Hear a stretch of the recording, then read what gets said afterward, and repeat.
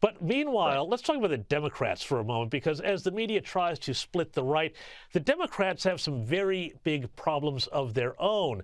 Now, again, if you'd listened to the media, you'd think all the momentum was with the left after those No Kings protests. I mean, hey, that's what CNN told me. But I noted today that the New York Times is reporting that the Democrats are out of money. They're out of cash. They're desperate for financial infusions. What's going on, Joe? Has all their U.S. aid money dried up? That's the funny thing, right? You hear about the No Kings protests or Cory Booker, 25 hours, filibuster on the Senate floor, or all the Elon Musk protests that we saw earlier this year. And you hear like, wow, the resistance is really gaining momentum. It really is taking on strength. And then you see that the fact that no one is donating to the Democratic Party to the point where, they may not be solvent in 2 weeks, 3 weeks, a month. So that's the thing.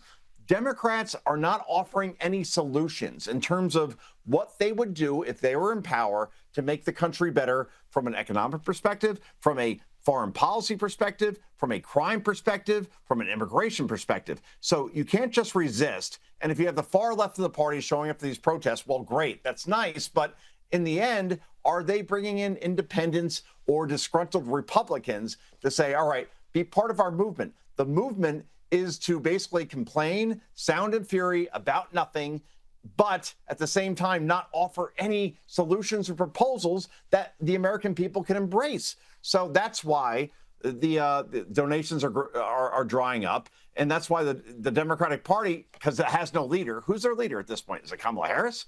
Is it Gavin Newsom? Is it Tim Walz? That's the question at this point. And if those are your three choices, that ain't good. That ain't good for you. But you mentioned resistance there, Joe, and I've noticed this phenomenon here. We saw Democrat Alex Padilla making it all about himself, trying to get arrested there.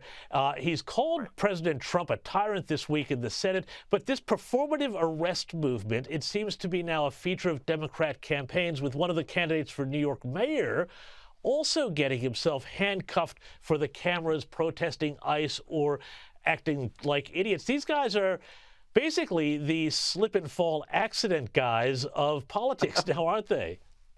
Yeah, it's arrest porn is what I'm calling it at this point, because it's who's the next Democrat who will, oh boy, the cameras are rolling and I guess I'm going to obstruct ICE in terms of their job. Therefore, if I get arrested, I'll go on CNN, I'll go on MSNBC, New York Times, Washington Post, will run these glowing reviews of me. And oh, by the way, all these people, whether it be the comptroller of New York, whether it be Alex Padilla, the senator of California, they've been fundraising off of it ever since. So now the question is, who's next? Will it be AOC? Will it be Cory Booker? This is the thing now with the Democratic Party.